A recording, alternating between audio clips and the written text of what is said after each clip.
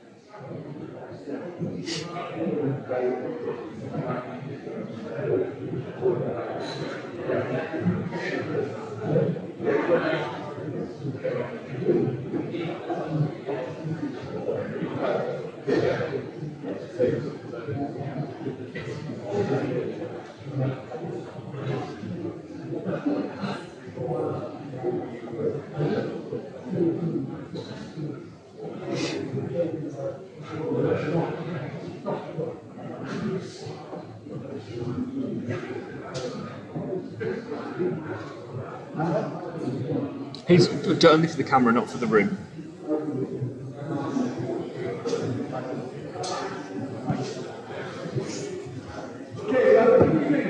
Good evening, ladies and gentlemen. Welcome, a huge welcome to Hartford College's chapel at Hartford College for this extraordinary evening that we have ahead of us. You will be hearing much in the course of the evening about the present and the future. But we didn't want to start a conversation about Hartford's future without a proper understanding of our past, and in particular, the history of the library. We'll be hearing much about the future of the library later on. And of course, there is no one better placed to help us with that than Professor Christopher Tyerman, Emeritus Fellow of Hartford, an extraordinary tutor with one or two notable exceptions, but also our future historian of Hartford, working at the moment on a comprehensive history of the college. Tonight we get some insights into what will be in that history in the future. So we're very grateful to you, Christopher, for sparing the time to share these ideas with us. I had prepared a half-an-hour introduction to Christopher, but Christopher hates pompous introductions. And so he has edited it down to those very few words, which leaves us more space to listen to the great man himself. So welcome back to Hartford College, and thank you, Christopher, in advance of this lecture. Over to you. Well,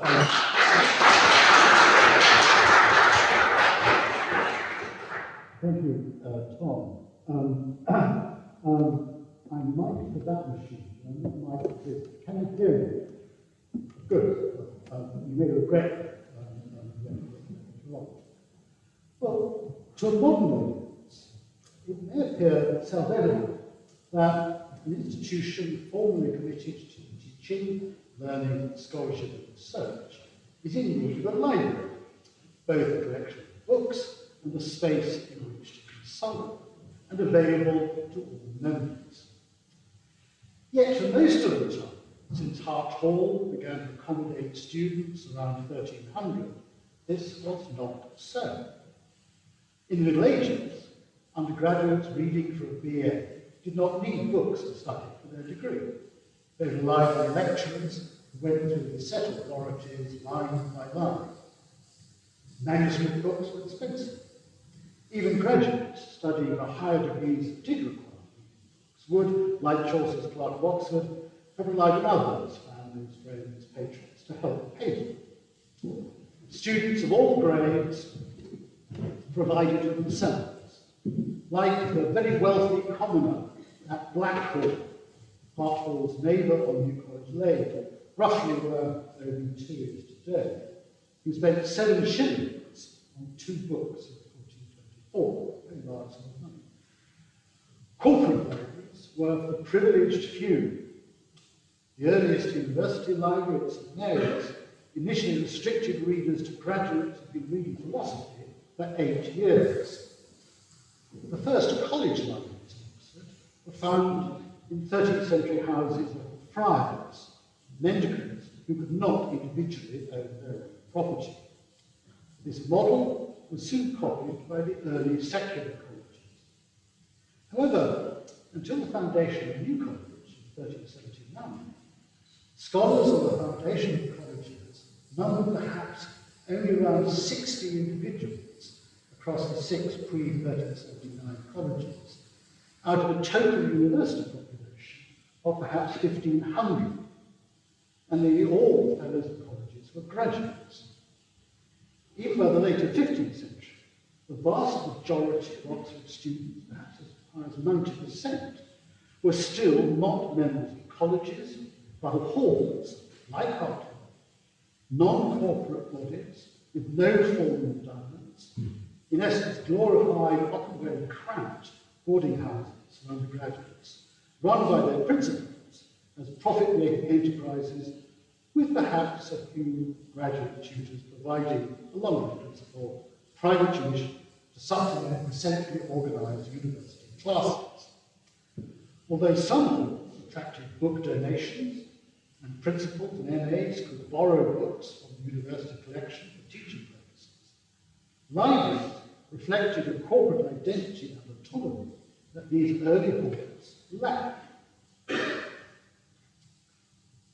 While the advent of printing and falling prices from the late 15th century meant individual students could assemble quite extensive personal libraries, even with the secularization and hugely expanded numbers of college undergraduates in the 16th century, college libraries continued to be the fellows and graduates only. In 1608, the great refounder of University Library, Thomas Bodley, dismissed the idea of a library, quote, for the younger sort, arguing there is much to be said against it, chiefly money policing space. The Bodley restricted readership to BAs and a few aristocratic youths, and did not normally admit ordinary undergraduates until the 1850s. Trinity College's late 17th century innovation of a lower library for undergraduates failed when the whole collection was stolen. Oxford library collections remained largely unfilled for undergraduate purposes until after the introduction in 1800 of more rigorous BA exams, followed by the innovation of class lists and written examinations. Colleges then gradually opened their libraries to undergraduates and even provided books they might actually wish to consult. The modern Oxford Academic Library, like the modern university itself, is really a creation of Victorian reformers from the 1850s, with their new courses and greater numbers of undergraduates. In 1862, the Radcliffe Camp was opened to undergraduates. In 1867, All Souls allowed undergraduates reading the Joint School of History and Law access to the college. The Union Society Innovative Lending Library of 1878 proved massively popular. Released from old restrictive statutes and eager to compete in the undergraduate market, colleges began to supplement their ancient collections with books and journals directly relevant to undergraduate studies and to provide new space for readers.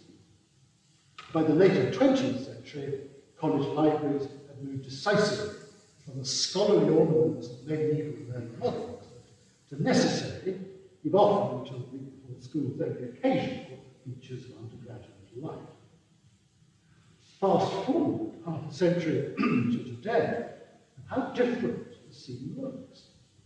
Reared on an intensive examination culture and survivors of an increasingly competitive admissions process, more undergraduates are more instinctively serious or anxious about their academic work, and hence they make more demands on library resources. The COVID pandemic revealed college libraries occupying central institutional roles. During lockdown at Hartford and across the university, the college library became the embodiment of the college, providing the single most active academic channel of collective collegiate engagement with students through the provision of books, online material, reading lists, advice, etc. In this dramatic and unprecedented fashion, today's library confirmed and confirms a historical constant. Libraries have always provided a commentary on the academic, educational, and cultural nature of the institutions they serve, barometers of change. The history of the library is the history of the college, and in Hartford's case, of the two academic halls and the defunct college from frequent descendants. And for the rest of my time, I shall try to demonstrate in some ways how. Beginning with Hartford Hall.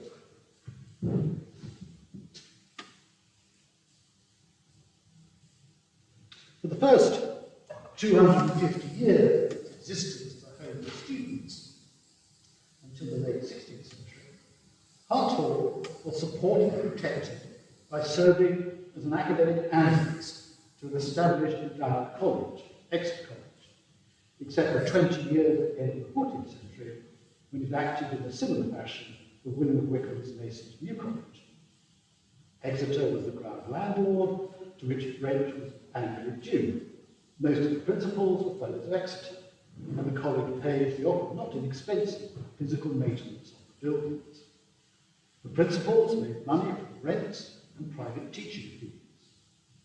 By the early 16th century, much of Exeter College's teaching was expected to occur in Hartford Hall.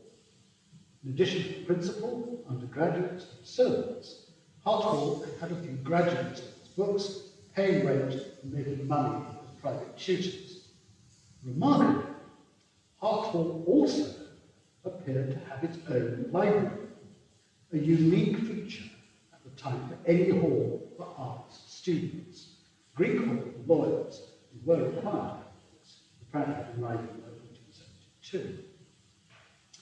The account roll of the rector of Exeter, the Hilary term 1496, records expenditure of 4 6pence on plumbing repairs above the library and other rooms of Hartford Hall. From early accounts dating back to the 1390s, we know that there were teaching rooms in the hall, perhaps on the first floor of the building on the site of opening 4. The library may have been there. If already by the 1490s, Exeter was using Hartford Hall as a college teaching annex, as opposed to just renting out rooms to private tutors as well as undergraduates, then the college may have provided books and tutors. Exeter had its own library since 1375. Alternatively, the 1496 library was simply the principal's own collection, or that of the graduates in residence, or just a space to read. The library may even be long-standing. In 1462, a chaplain from Hartford Hall appeared in the Chancellor's Court trying to force a local ne'er-do-well Cat Street bookbinder to honour a contract to bind a book of canon law.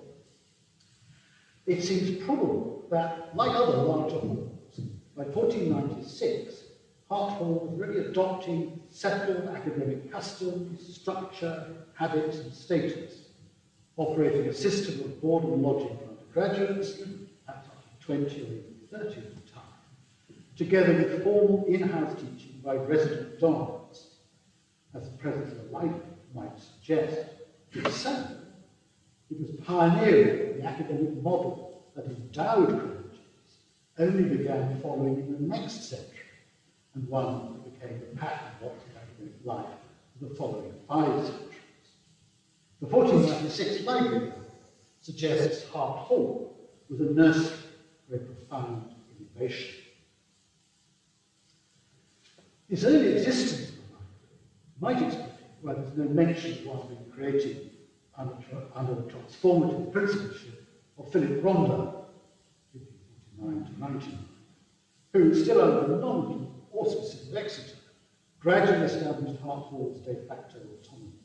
Similarly, no mention of the library services during the rebuilding work of Principals Philip Price, 1952, and Thomas Ireland, 1932 to 33. Surviving the emptying of the hall and takeover of the site by royalists in the early years of the Civil War, a small revival under the imposed parliamentary regime of Principal Stevens in the later 1650s, and a period of relaxed anarchy after the Restoration of 1660, late 17th century Hartford settled into the fair copy of the socially and politically well-connected Caroline College. And as part of this image, a new room for a library was created by Principal William Thornton in 1687 over his grand new gatehouse on Cat Street. It has traditionally been assumed that Thornton's library met the requirements of a growing collection and demand, supported by subsidies and donations from 2 benefactors, both of whom worked for the body, the librarian, Hudson, and one of his assistants, Emeritus Pritchard. However, it might be wondered what exactly happened to the Hall's books during the Civil War. Between 1644 and 1651, no one had matriculated Hartford Hall. In 1646, the 3 remaining scholars were transferred elsewhere, leaving only the cook, with nobody to cook for or to pay his wages. Who minded the books then? There are a number of booksellers in Cat Street who would be very happy to take advantage. Even if the collection had survived, the role of the 2 benefactors appears to have been significant. The only evidence of their contributions comes from their bodily colleague, the indefatigable diarist Thomas Hertford. Under the year 1706, we are told that Hudson, quote, for his immortal honour, who contributed both money and books to the new library. Although given Bodleian librarian Hudson's ominous nickname of bookseller, we may wonder just where the books came from. According to her, in 1704, Pritchard, an old member of the Hall who matriculated in 1656 as a servitor, i.e. or scholar who waited the table in the Commons, left £200 to the then Vice Principal Hall, Nicholas Martin, who allegedly spent part of it, quote, on the building of a library or room for books in the hall. £200 is, I suppose, £50,000. Intriguingly, Pritchard's actual will, now in the University Archives, left £20 to Hartford Hall for building a chapel, and appointed Martin as an executor, made no mention of a £200 request. Nicholas Martin was an actively supported vice principal and close friend of the great Oxford antiquarian Anthony Wood.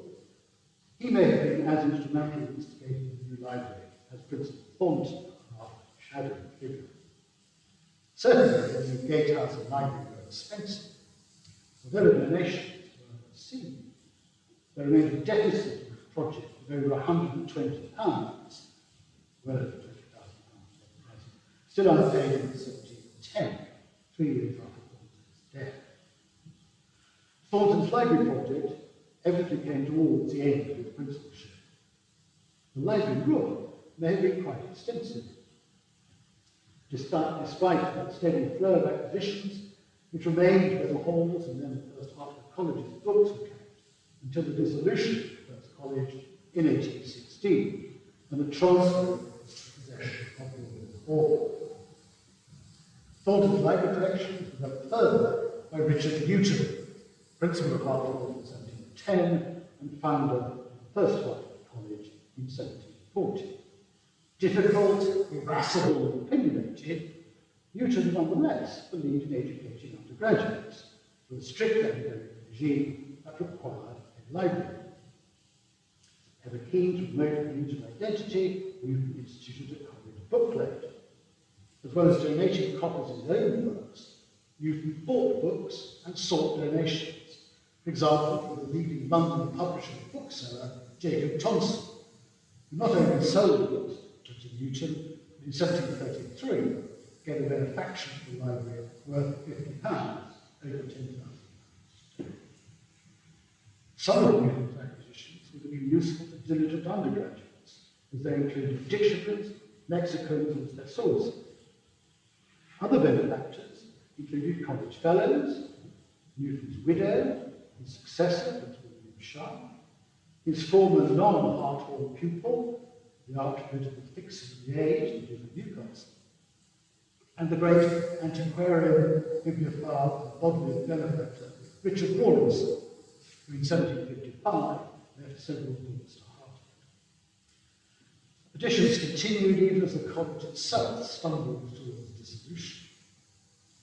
Most significant, in 1777, an old member, John Cale, in 1739, a lawyer from Kent, left all his magazines and books, perhaps some hundreds, to the college, along with money for showing the catalogue and a douceur of £50 principal. In addition, Cale left the college £1,000 of East India Company stock to pay for a librarian, 3% is the opening pound of £30 a year. The Cale bequest significantly increased the total capital assets of the poorly endowed college.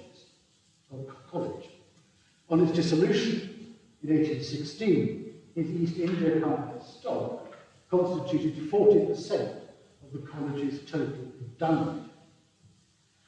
In the deal that allocated Hartford's property to the benefit of Hartford Hall, the stock and the purpose to pay for the library was transferred wholesale. The old Hartford College Library holdings were very considerable. The registered ambition of the college left the aim far outstripped achievement.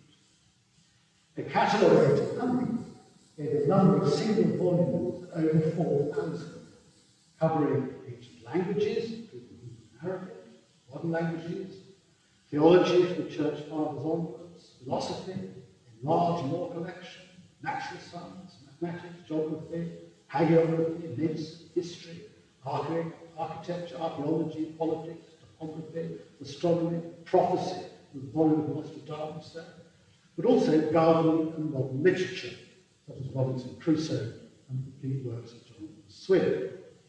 The sole work of old member John Donne was his essay on suicide. The shelving appears random. A separate copy of Swift's Tale of the Tower, appearing between William Molyneux's 1698 book of the Power of English Parliament of Ireland and Edward Pocock's 1650 specimen story by Iran. In the chaos surrounding the decline and dissolution of the first Hartford College, the fate of his library fell into hazard. A catalogue of 1820 of the college's books prepared for incoming Morning Hall, just as Thornton's library in the gatehouse was being demolished, recorded fewer than 2,000 volumes, i.e. half of the Many books have been bought by the Oxford bookseller Robert Bliss, even before the clear out of duplicates following the merger of the College Library with that of the Hall. One hard volume, a 1601 Italian edition of Tacitus's Rogelius, ended up in the position of John Keats. The library with which Hartford's merged, that part of Hartford Hall, traced a rather different path. Modern Hall, on a site now occupied by St Swithin's Court of Modern College, had emerged in the last years of the 15th century as an annex for grammar students, many of whom hoped to gain admission to the grammar college next door. It grew rapidly, and like Hartford, assumed the academic form of a college, housing graduate tutors as well as undergraduates. Its lack of statutory restrictions allowed ease of entry and a certain freedom in its internal policies, like acquiring a de facto independence. Magdalen College lost its power to appoint the Hall's principal in 1602, although they were unsuccessful attempts. One of them failed to revive its patronage in 1681 and 1694. Under Principal John Wilkinson in 1605-48, the Hall became one of the most popular destinations for students in all Oxford, matriculating dozens of undergraduates every year, often having well over 100 names in the books at any one time. A succession of able and distinguished scholars and tutors entrenched the Hall's reputation as one of the leading Puritan houses of the university. However, it lacked a designated corporate library.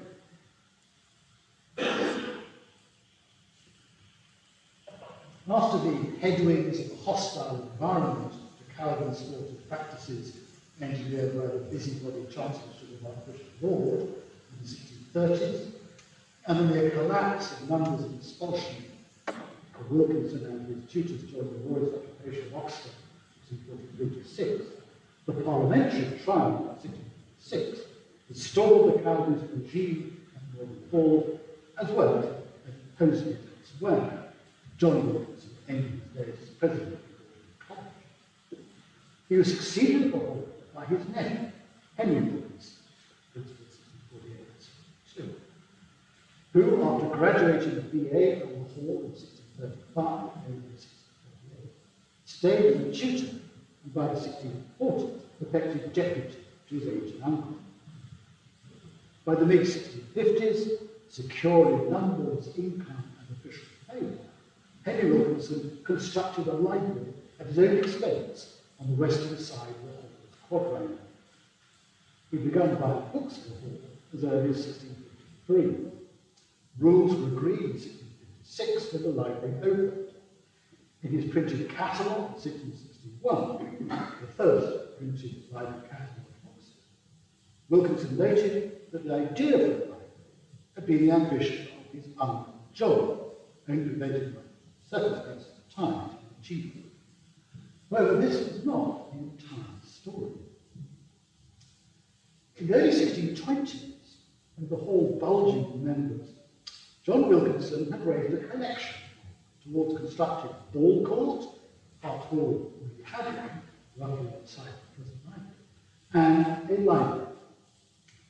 In 1623, a group of disgruntled MAs officially complained to university authorities that, among many other abuses, Wilkinson had instead turned the place earmarked for a library into student rooms, whereof he made a great commodity, i.e. profit. University visitors, dominated by Wilkinson's allies, exonerated him from the other accusations, but were forced to admit that he had misspent the library money on enlarging the buttery and other improvements, concluding that, quote, "We hold it fit that the principal should be as good as his word concerning the building of the library." He wasn't. So perhaps 30 years on, nephew Henry felt a special need to make amends. Henry Wilkinson's scheme addressed 4 issues: access, finance, acquisitions, and more intangibly, collegiate loyalty and and identity. It provided for a scholarly resource to graduates, senior commoners, and wealthy other commoners, i.e. those with serious academic intent. Only the principal and librarian were allowed to borrow books. Wilkinson was both. The subscription to use the library for 10 shillings for upper commoners, 10 shillings on graduation and MAs, and 5 shillings for BAs, other commoners 20 shillings, created a fund to cover running costs, such as supplying chains for volumes and buying books. Many graduates initially donated books in lieu of the charges specified in the rulings, although as the collection grew, commutation of money became normal. Any fines for breaking the rules went towards library costs. As early as May 1657, duplicate copies were sold to the library hall purchases, suggesting that the hall had possessed some sort of collection before 1656. As the hall could not possess corporate wealth or build up any endowment, the funding of the library was entirely a private enterprise on the part of the hall's members. This led to the third of Wilkinson's scheme, the attraction of donations from outside the hall, from old members and others. Their names and gifts were recorded in the Benefactors book that still survives in the college archives. Wilkinson took courting outside benefactions seriously.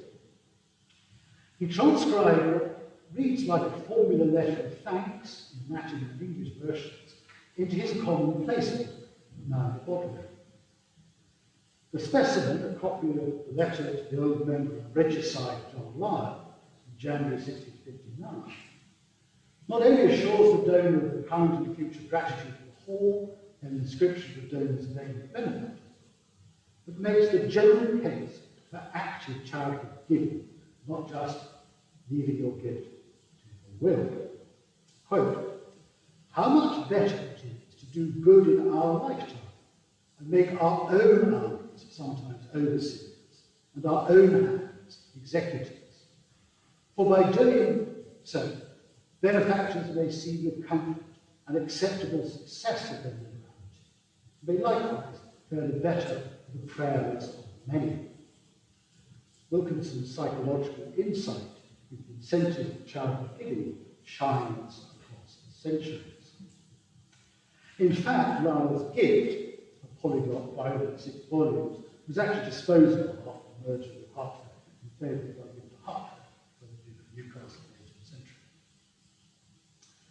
The Lyell letter hints at the final aspect of Wilkinson's concept of the role of the library, the fostering of corporate identity through sentimental nostalgia. An early donor, the baronet of London lawyer Sir George Pratt, who matriculated in 1623, talked of his, quote, love and goodwill of the hall, inspiring his donation, paid for 11 volumes of Calvin's complete works. In 1692, Samuel Turner, matriculated in 1651, gave a significant collection of over 150 volumes, chiefly scientific and medical, quote, for his affection that accompanies his mother Maudlin, a formula repeated by other donors. The conceit of a nurturing parent operated as a fundamental element of the development of institutional sentiment. More pragmatically, eliciting library donations provided a means of direct generosity to the hall with its non-corporate status otherwise denied. Wilkinson's library provided a physical focus to match his wider promotion of collegial identity. He had supplied Anthony Wood, a distinctly hostile witness, with details of Magdalen Hall's history that stressed both distinguished members and the largely influential Puritan tutor. He had given to the library a portrait of William Tyndall, which may or may not be the same as that hanging in the hall today, as an icon of his projection of Magdalen Hall as a godly institution. Initially, apart from Wilkinson himself, who gave him 100 volumes, his wife and surviving sons, he had to bury 3 children exactly at the time of establishing the library. The whole hall community contributed. Tutors, paid undergraduates and graduates, and college servants, including the hall's butler, porter, and barber, Roger Fry, the Hall's manciple, a sort of entrepreneurial, profiteering person, in 1657 gave two 15th century printed books, one of which, 1489 copy of the Lombard 12th century sentences, stating the theology of Canon Morse, remains in the College Library, the oldest printed book still in the College's possession. More widely, early and subsequent donors included old members and former tutors, such as John Wilkins, founder of the Royal Society, who perhaps disappointingly only gave an edition of works by the 14th century Oxford mathematician, physicist Thomas Bradley, or John Tombs, a leading early Baptist who had taught in the Hall in the 1620s, or John Oxenbridge, whose career after expulsion from his tutorship from the Hall in the 1630s embraced preaching in the West Indies and North America, with an incongruous incident in the 1650s with the fellow of Eton. Other early donors include heads of fellows, colleges, and theological sympathetic contacts of Wilkinson.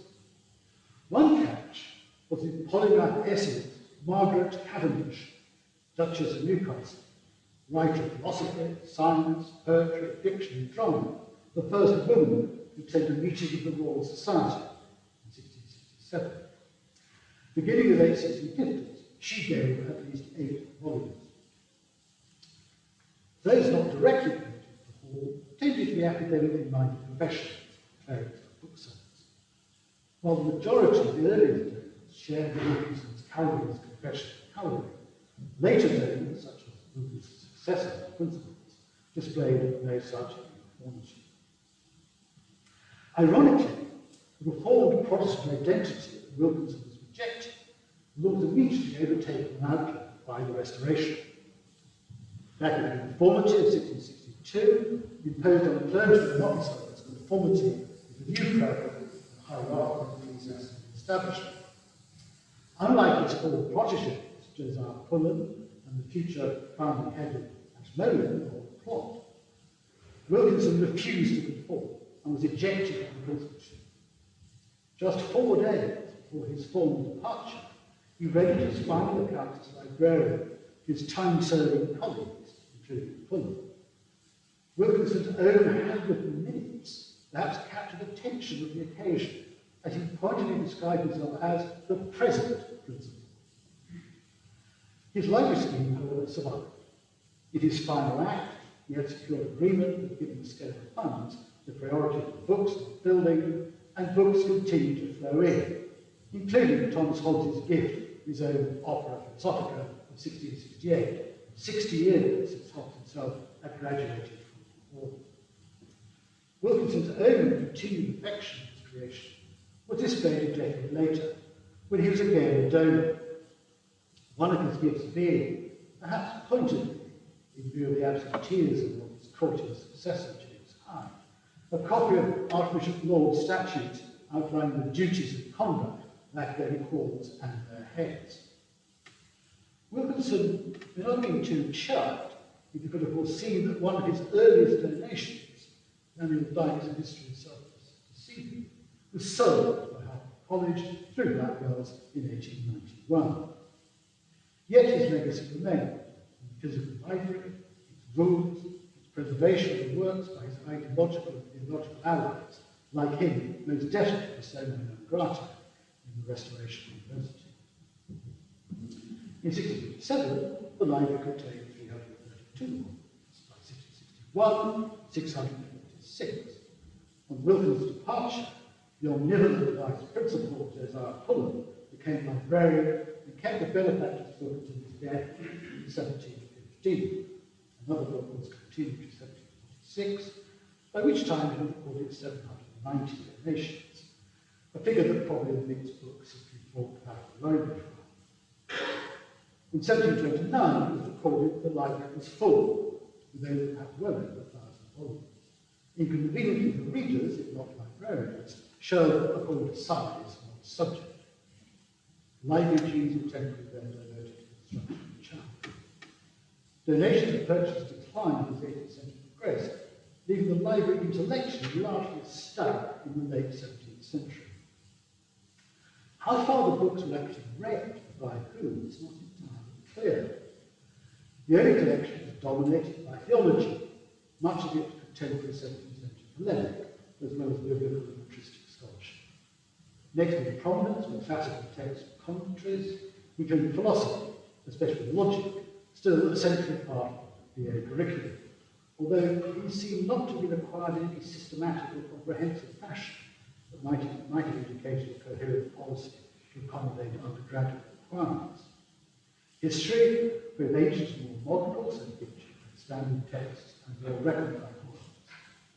The natural science and mathematics collection ranged from Galen to Boyle and Hooke, with 3 significant donations in the 1690s, providing a large collection of works on anatomy, surgery, and medicine. Geography was less popular with donors than with the Hall authorities. Even the famous old member of Tutor Robert Plot only giving his natural history of Oxfordshire, not his natural history of Staffordshire. 18th century acquisitions reflected more niche concerns, botany, gardening, and commerce. With the removal of Wilkinson's guiding spirit, acquisitions seem to be driven by serendipity, not design. John Locke's essay concerning human understanding in 1690 only came to be because the donor, old member of Thomas, was a failure.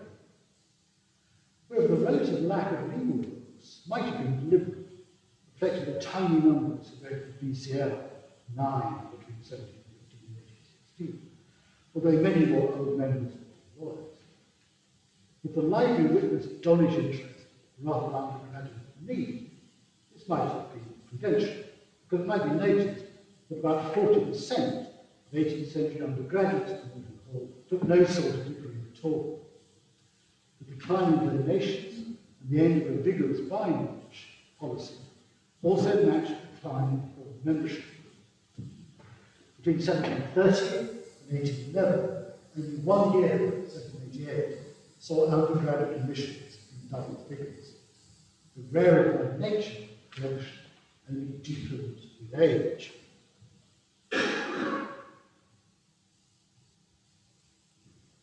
The merger with Hartford after 1816 allowed for a new start. The bulk of the Northern Hall books escaped the 1825 and destroyed much of their buildings next to Northern College. Once moved to Hartford site in 1822, the combined library was housed in the newly built block on the north side of the quadrangle, where it stayed until 1887, till the building was demolished to make way for OB2. Then migrated to the old hall, where it stayed until it finally moved to Newton's own Hartford Chapel, following the construction of the present chapel in 1908. After 1822, the librarian initially was the Vice Principal, William James, 1813-1832. Therefore, thereafter, the library was effectively taken over by Principal John McBride, who, like Henry Wilkinson, saw it as a rejection of the Hall's identity, witnessed by his aggressive new binding volumes with the legend Magdalen Hall, spelled with a final E, spelled in those fines. A double solecism is misspelling Morgan and suggesting that the Hall corporately owned those books, which it didn't because it couldn't. Technically, the library belonged either to the principal or to the university in trust for the Hall. However, this anomaly, like so many in Oxford, was left undisturbed. McBride is also tacitly admitted the increasingly ornamental and antiquarian nature of the collection. Sales of the collection continued throughout the 19th century. A third of the titles of the Benefactors books are no longer from the college. As we've seen, the sweeping academic and institutional changes in Oxford in 1850 onwards led to demands for a very different sort of library, one that housed, even let out, currently useful books. The start here was made with old member Edward Phillips's large request for modern books in 1855. The utilitarian turn accelerated victory after the foundation of the new Hartford College in 1874 and the move to the more spacious old chapel and the auspices of long-serving fellow librarian and college historian Sidney Hamilton.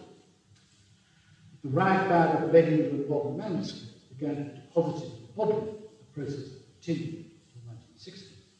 Useful book donations from recent or current fellows continued, as they still do. 3 members killed in the First World War bequeathed much needed books of law, maths, and the sciences. However, old habits die hard. This from College Magazine of 1921. Quote, "The library was never famous for its completeness and had remarkable power of concealing the few useful books it did possess. During the war, it became less up-to-date than ever. Since the war, it has started a new life. It was decided that the library was to more assist ordinary reading of undergraduates. The college has voted considerable grants, which have been spent almost entirely on books wanted for the schools. Meanwhile, the new library has made an arrangement of books according to subjects, previously their arranged according to shape, and those parts of the library which are in ordinary use have been freshly catalogued." The undergraduate writer ended with a conversation typical of his audience. Quote, "It is becoming a very fairly useful college library." The new reforming librarian was the forceful monster J.D. Denniston. The undergraduates in 1921 identified 2 historic problems that persisted for the next century: funding and space. The college lacked access to adequate endowment to provide much more of the basic library service, despite Dean's fines periodically being directed to library purposes. With undergraduate incomes decreasingly allowing for compensating private book expenditure, demand on the library grew. The pressure on space and expansion problematic. Denniston's success as a librarian at the age of history Dr. Charles Hickman solved the problems of space and money through an almost adamantine reluctance to buy any new books at all. Wherever the antiquarian books were finally separated from the living collection, some of these were temporarily deposited in Bodleian, where the manuscripts still are, until repatriated in 1970. The old books were then housed variously upstairs in the current library, in the hall of the old library, until most of them show up in their bottoms in the last decade. Meanwhile, by the mid-20th century, the situation of the modern collection in the old town remained parts. In 1958, the German dictionary was so old it lacked a word for aeroplane. And by 1960, 75% of the maths and science books were pre-1955, many of them long. In 1961, the JCR debated whether to establish a second-hand bookshop to sell books to freshers acquired by finalists. This will not surprise some of you. His entrepreneurial idea was that of an undergraduate called Roger Van Norton. Finally, as part of the transformation of the college begun in 1963, when accommodation had been provided by the university in the Institute of Control, the library was extended with a new floor inserted and an extension built over the site of the toxic common laboratories to the old new chapels. Since then, as successive librarians have sought to keep the collection relevant and up to date, the library has gradually quarried into more and more basements until there is now nowhere else to go under the existing buildings. The historic conundrum of money, space, and function remains to challenge the modern college as it did its 3 predecessors. If the challenges are the same, circumstances are obviously different. As I said earlier, at times during the pandemic, the library in many respects was the college. There was no slackening in demand for books. What of the future? Some argue physical books are becoming obsolete. Perhaps it might be noted that they've survived change paper to animal skin and back again. Some of the manuscripts across the road are well over 1,000 years old and still legible. Printed books, including none in our own library, have lasted for over 500 years. Not all useful reading material has to be hot off the press. Will IT recovery systems last as long as 500 years? I suspect libraries will continue to house actual volumes as well as being vade makers to the world online and beyond. They will adapt to provide academic resources appropriate to need. In the future, as in the past, libraries will continue to reflect who we are and play an evolving role in what Principal Rondell's Hartford Hall lease of 1559 described as, quote, a house ordained to the advancement of learning. That's it.